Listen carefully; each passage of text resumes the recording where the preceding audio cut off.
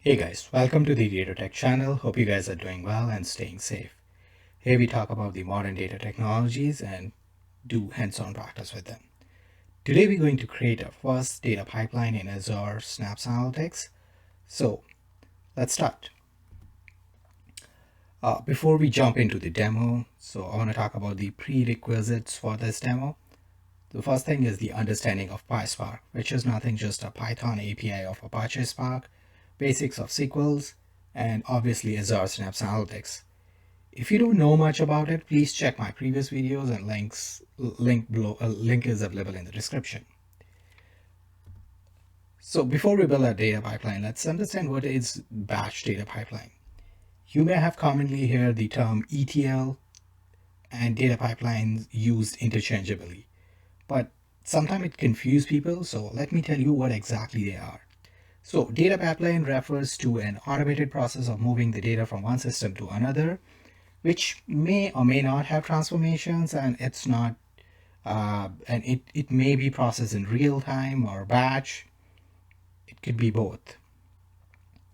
Where ETL stands for extract, transform, and load. It's basically extract the data from one system, transform the data, and load this data finally into a database, a data warehouse, or a data lake. So ETL is basically a subset of a data pipeline. So a pipeline can have a ETL as an activity and other activities in it. So, but a ETL could be a pipeline too. If we don't have any other activities, that ETL will be called as a data pipeline. And last thing, in today's demo or exercise, we will create a ETL in PySpark where we will extract the data from DataLake Gen 2, clean it, perform some transformation, and store it in the Spark managed table.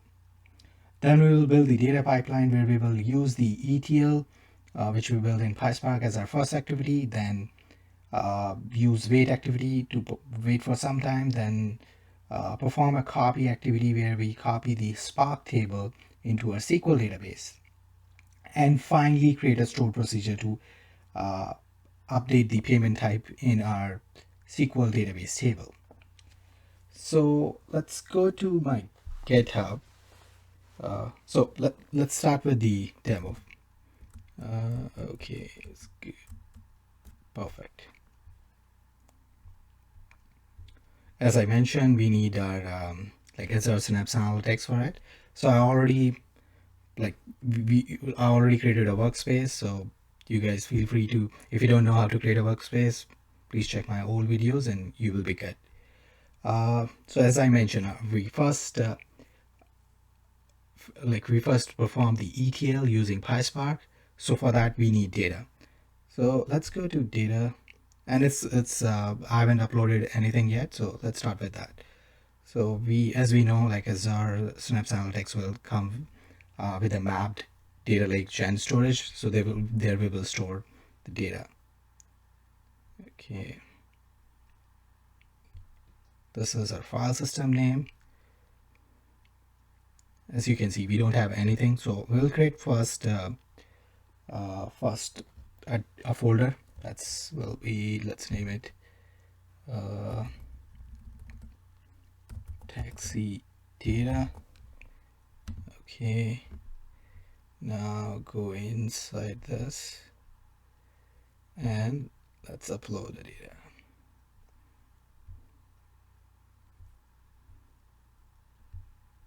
So we're uploading a CSV file. This is an open data set from the New York City website. So let's upload this. It's like a big, I won't say very big, but it's like close to 60 MBs. And let's click on refresh. So now we have the green taxi trip data. So the next step is to perform ETL. So we'll go into our develop. Okay, let me close this, not to avoid any confusion. Click on this. We'll create a Jupyter notebook because Jupyter is compatible with PySpark. We should be able to do it. So first, let's give it a name. So we'll give it taxi taxi data transformation. Perfect. And now I'll go to my GitHub, copy paste the code, and I'll explain the code to you guys. Perfect. Click here. Control C.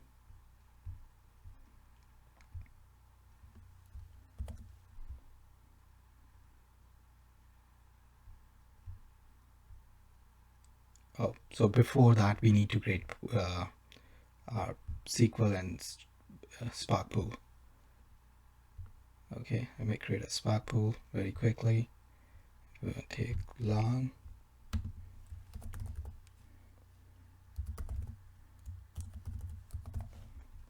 Spark, we'll go to the small size, 3, review and create. Okay, it will take a couple of seconds, a couple of minutes.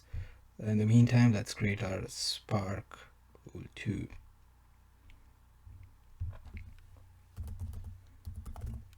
Demo SQL demo. That's perfect. Great. So it will take a couple of minutes. In the meantime, we can go to our notebook, click on this. Our Spark is already published, so we can make it our life easy. DataLake. We select our Spark pool here and click on here. Now let's look at the code first. And as I mentioned initially, this is like the whole ETL we're doing in the Spark. So this is like a complete ETL program in PySpark. So first few lines, you will see we are importing the libraries required in our program. So some basic libraries like datetime, data types, and some functions which we are using in the program, we are importing them. So the first thing, and this is like in the ETL, the first step is always extracting the data. So in line number 6, you can see we are extracting the data from the data lake using the path. And it's the green taxi data, which we just uploaded. And as I mentioned, it's an open data sets from New York City. So don't have to worry about any, like from where we, I'll provide the link for that too. And I uploaded a sample in my GitHub. So if you look at the line number 6, as I mentioned, we are reading the data from our storage. So this is as I copy pasted from my GitHub, I need to go and check what's the current storage location. This is my old one. So let me first go to my data, and you guys have to do the same too. So click on data, then users here, then click on more, properties, copy. So from there, like if you see ABFSS path, from here you copy the path of your, if you copy, cancel it, you can close this, and you go here, just replace this with your path. And you have to do the same in your code too. And yeah, we're good. Okay, perfect. And in line number, so this is, we extracted the data. The next step is we after that we are cleaning the data just by, like, if you look at from here to here, we are cleaning the data by filtering the records where the passenger count and the trip distance is greater than 2. And you can observe, like, I've used both where and filter functions, but they both serve the same purpose. It's just for the demo purposes I'm trying to show, like, you can use multiple functions. So if you want, both passenger count and trip distance can be done just within the where clause too. And in the last line, I'm dropping any duplicates, as I haven't passed any column name in here, so it will check the whole row. If the row is duplicate, it will drop it. So till here, we just extracted the data, clean it, and as a good practice, always print the schema to know what data we did, what kind of data we are consuming. And the next step is like this is like the transformation of the data. It's a not very complex transformation, but it's you will see these kind of transformations a lot in even in real world. So basically what we're doing is we are just selecting only certain columns and renaming them to make them more human readable. So for example, if you look at the vendor ID, we keep it like that. But if you look at this pickup time, this is we rename it, we aliases it to pickup time. Then PU location ID, pickup location ID, which is more human readable. And after selecting certain columns, renaming, we just adding few more columns or doing the calculated fields where so in the first three line, we are extracting the year, month, and day of month from pickup time field. And in the line number 32, you can see we are calculating trip times in minute by subtracting the pickup time from the drop time, and it's in minutes, so we're dividing by 60, doing around it. And the last calculated field is just like trip type. So based on the rate code ID, we are using a when statement, like okay, if it's 6, it's a shared tip, otherwise it's a solo tip. And in the end, we dropping one column. So you will see pretty much similar kind of transformations in real world too. They're like you just doing transformation on certain columns, joining it, doing some creating some calculated fields and extracting some information from some on a specific field. And after that, and that's, as I mentioned, is always a good practice to print your schema. Like this is like in if I have to explain this to a SQL person, this is like a DDL for your data frame. So this is a data definition, so you know what is the field you have in your data frame, what type of is it. And the final step, we loading the data into this Spark table. And you can see here, like we creating a database if it doesn't exist, and after that we repartitioning. So partitioning is really important in Spark world, or I can say big data, to speed up your processing. Because it's not a big data, we partitioning into the 4. If we don't, like, it will be partitioned to the default, which is 200, and it will and that's another problem comes with the partition too. If you have if you have more partitions, then it will cause problems too. So you need to have a perfect size of partitions, which is like 64 MB for each partition. Here we partitioning into 4 and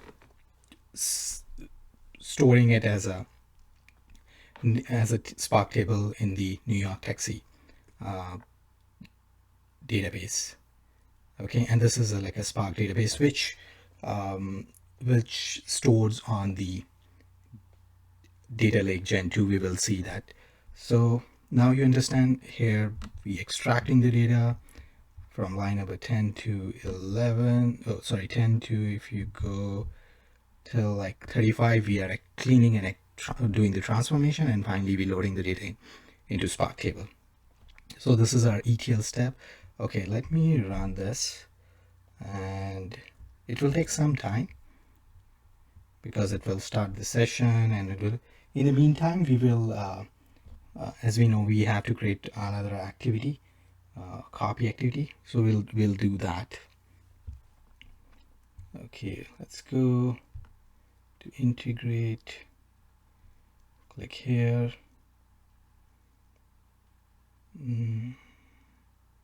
Oh no, sorry, before we creating, because we need the table, so let's do one more. Like our final activity is to create have a store procedures which update the table in the SQL database. And you will say, okay, at this moment we don't have the SQL database, but we know that like we are going to create, once our Spark job is done, we're going to copy this into a SQL. So let's create a store procedure for that. First, go to develop, click on plus sign, open a SQL script. So first we will name this So it's an update, sorry, update, it's a payment type, and underscore SP. Okay, let's me go to my GitHub, copy the code. So to save time, I already have everything ready in my GitHub.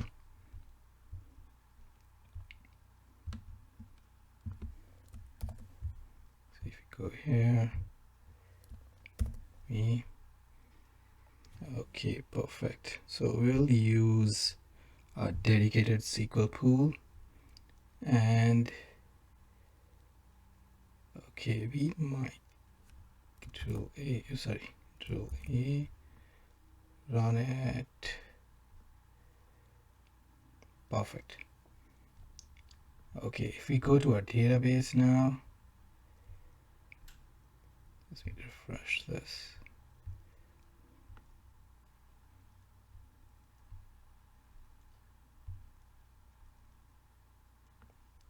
So if we check our like store procedure, so we now have a store procedure. I know like we don't have the table yet, but we need this down the line, so we already created. Now let's go to the Spark job and see what's going on there.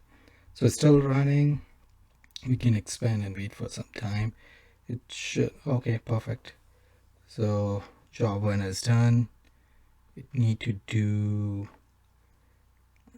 I think like it will take a couple of more seconds. Yeah, like it's need to save the table. So that's we can see still running. Just wait for some time. It should not be that long. Yep.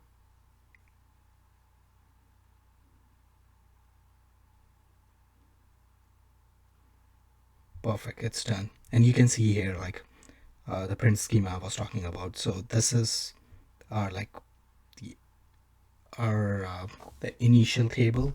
It has so many columns, and all are in their like native naming conventions. But after that, like these are the columns which we want, and we rename according to our requirements. And if we go here and just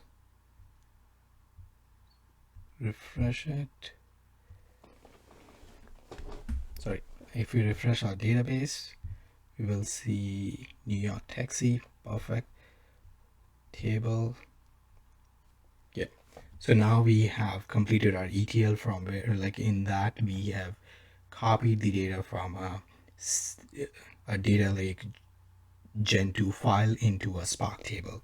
So next step, as I mentioned, we're going to copy this into our SQL table. So for that, we need to create a pipeline. So let's go here and let's publish them too. So publish, like make it sure like we are saving it. Otherwise, like as soon as you close these tabs, you lose it. So let me check it's published completely or not. Yeah, they both are published. Okay, now let's close both of them. And if you go to develop, you will find both of them. That's perfect. Okay, now let's go here, create a copy data tool. And it's a copy Spark to SQL.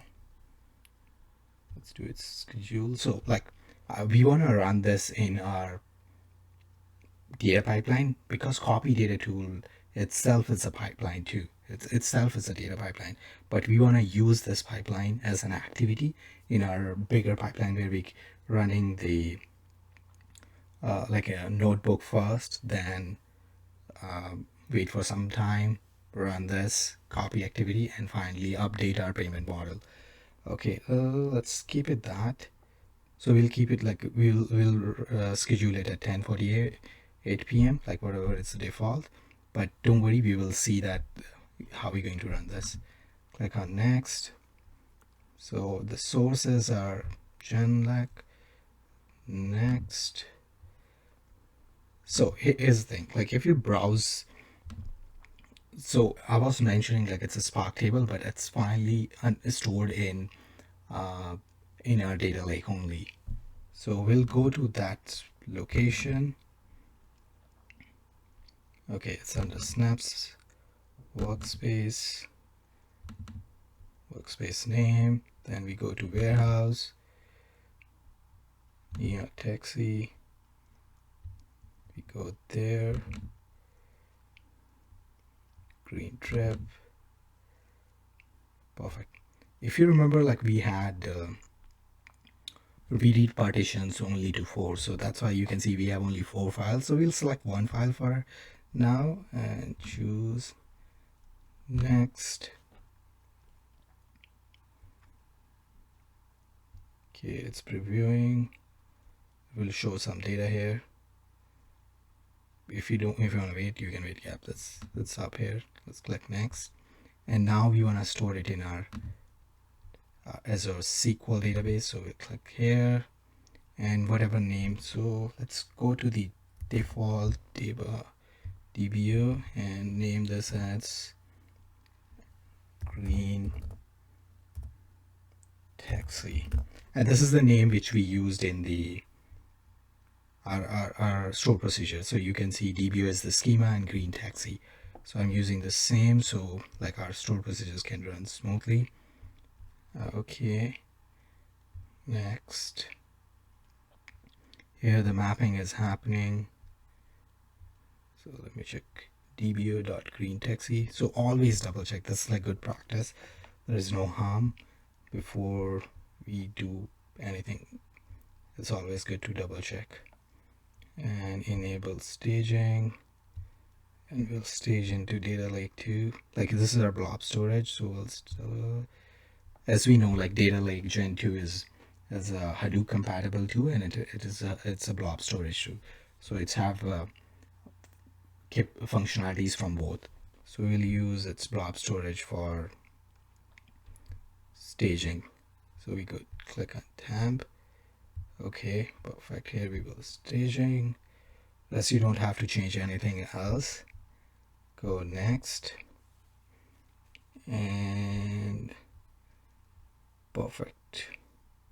And you will see like this will create like 2 integrated data sources name. One is source data sets, other one will be destination. So that's expected. Click next.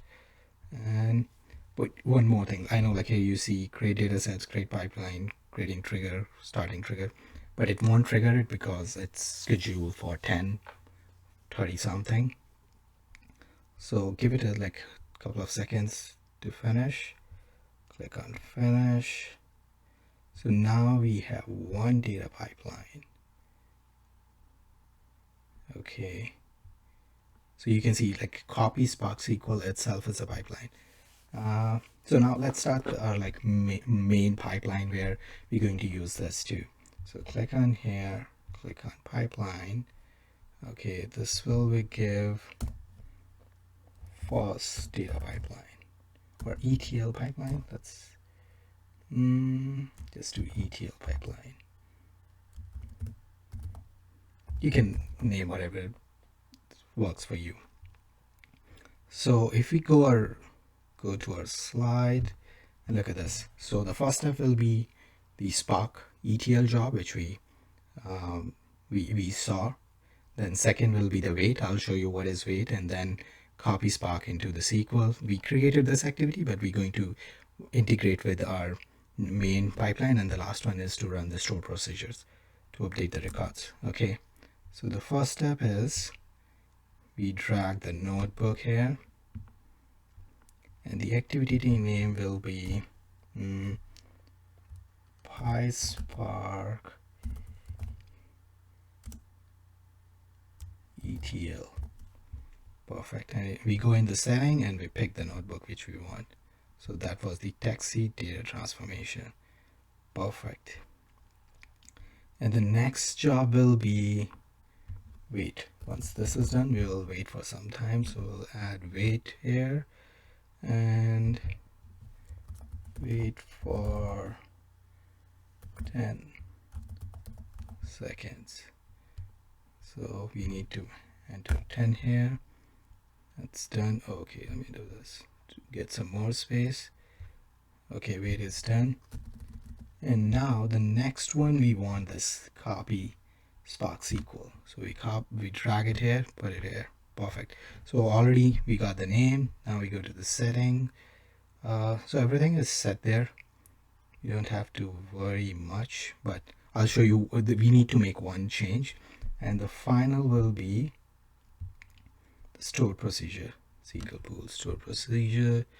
We drag and put it here. Okay, let's get some space, make it more cleaner. So this is update payment stored procedure. Okay, in setting we go, we pick our pool, and perfect. Okay, now in our data pipeline we will going to connect all of them. So this will be our first activity, this will be second activity, and we can drag and drop here. This will be a third activity, and this will be our final activity. Okay, as you already know, like we created, we ran this PySpark ETL once, so it's already created like 4 partitions, and we copying the same partition here. But if we rerun this whole pipeline again, we will get some issues, because like it will rename the partition. So let's do one thing, go to this, so we go here. Okay, source, so we change this to file path. Okay, so it will be star bar. Okay, let's get the path first. Okay, 1 second, let's go to our data, click on link service, expand this, user, oh, we are in green taxi, properties. So the path is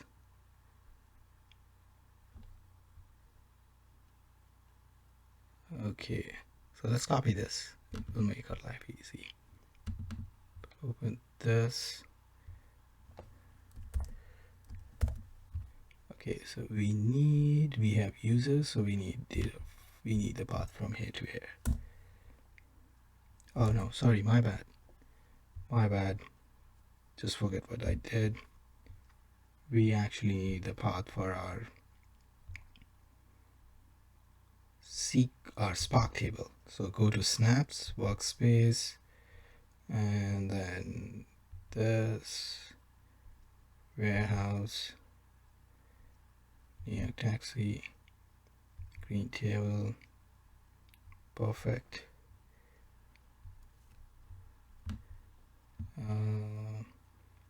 This is a tricky one, but let's copy this.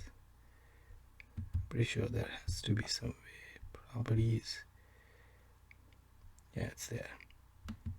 Copy this, cancel.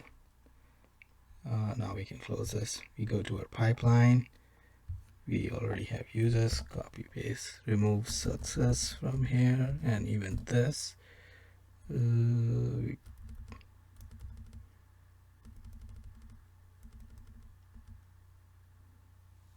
Yeah, perfect, this works. So the reason being I'm doing this, when we rerunning our rerunning our data pipeline, it will create a new Parquet file, a new Parquet partition, so name will be different, it will fail. So to avoid that, we will make it more dynamic. So this will be Parquet. Okay, one thing. Yeah, perfect. We go to sync, we don't have to make any change.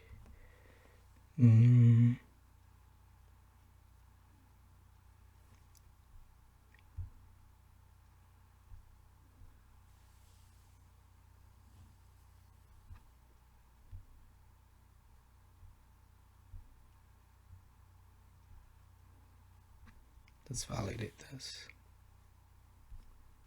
Perfect. And let's publish everything what we have so far and make new changes.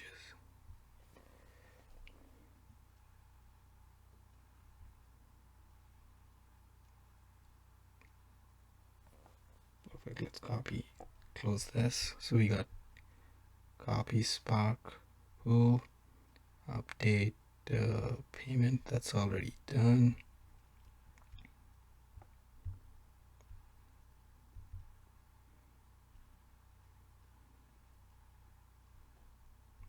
Yeah, we should be good to go. Okay, now it's look good. Let's validate this. Yeah, it's validated. So as we running our PySpark, then wait for 10 seconds, copying Spark into SQL, and then update the payment. Okay, let's trigger this. It will take some time, so in the meantime we will wait for it. We go to monitor and see how it's going.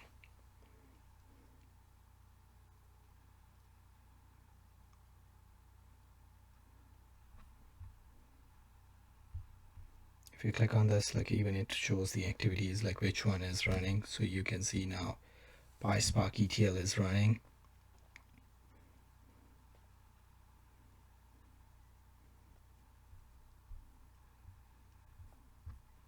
Just keep refreshing. Sometimes it happens like it takes time and it shows in a previous state, but actually it ran successfully. So keep doing that, but still like wait. Status is running, and even if it like so what sometimes what happens, so there's a good thing is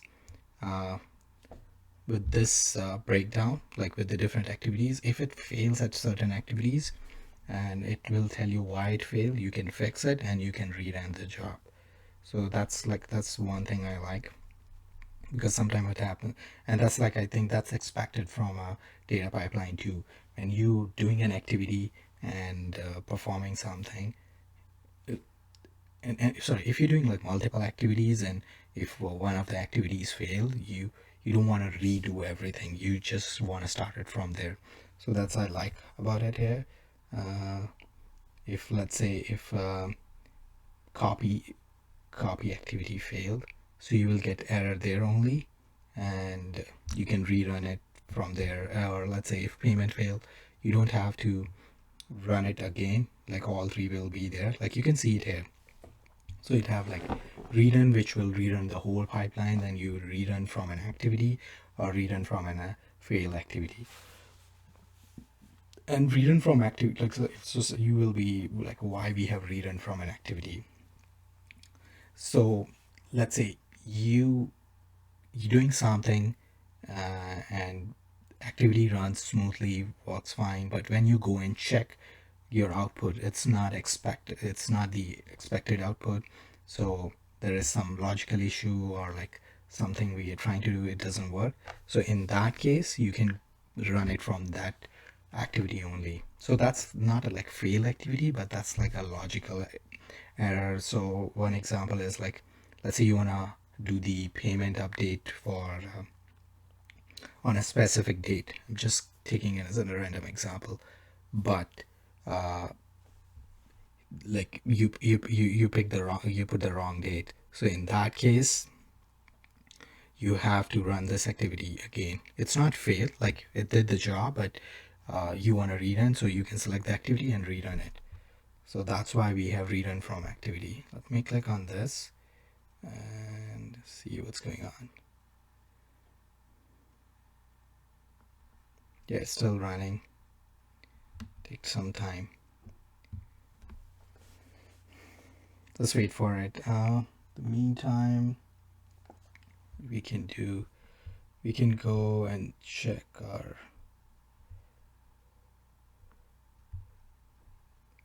databases linked. This is our integrated database. This is Yeah, let's just wait for it to finish.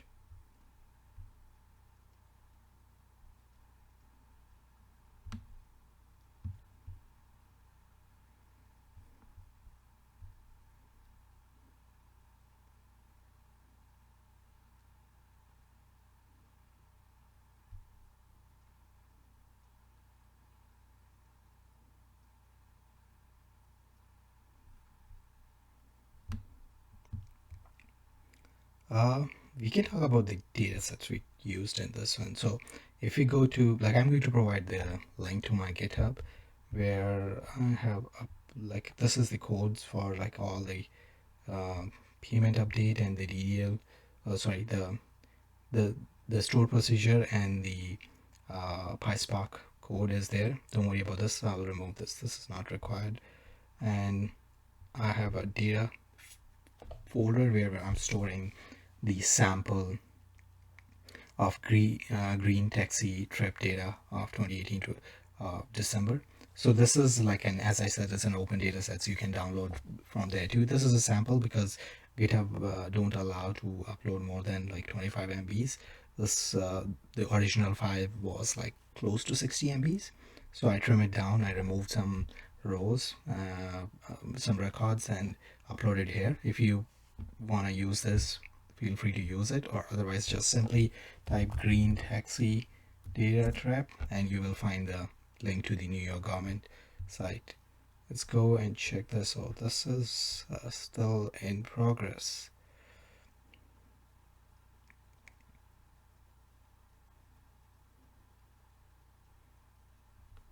Perfect. See how fast is this? Like you can see this is done, that is done, and our store procedure in progress. Okay, so let's go and check our data. So this we already saw the output, but we'll go one by one. So in the PySpark one, if you go into database, so this will create a new table. So we already saw that it will have 4 partitions, which we go and check into the data link to. And then second was the wait. So it waited for 10 seconds. There is nothing. And the third activity was like it create a table in SQL. So if we go and expand this, boom, we have the green taxi table. And the last activity is to update one of the like payment type. So let's see, monitor if it's done. Oh, perfect, it's done. The payment model is done too. So let me minimize. Yeah, perfect. So we go to our database. Oh, sorry, go to our table to select top 100 and what was the payment type. So we remove all the tail, like all the columns which we don't want. We just want to check like what's the value in payment type. And I've like if you like have checked our if you have seen the store procedure, it's like let me show you again. If you go here and check the store procedure, so it's basically changing all the records. We didn't put any like where clause or anything. You can do that, but it's updating all the records. So if we do this, we should see only 2. Perfect, only 2. So that's all for today's video. So we learned a lot of things today, like how to run an ETL, like how to write an ETL in PySpark, then creating a data pipeline where you can see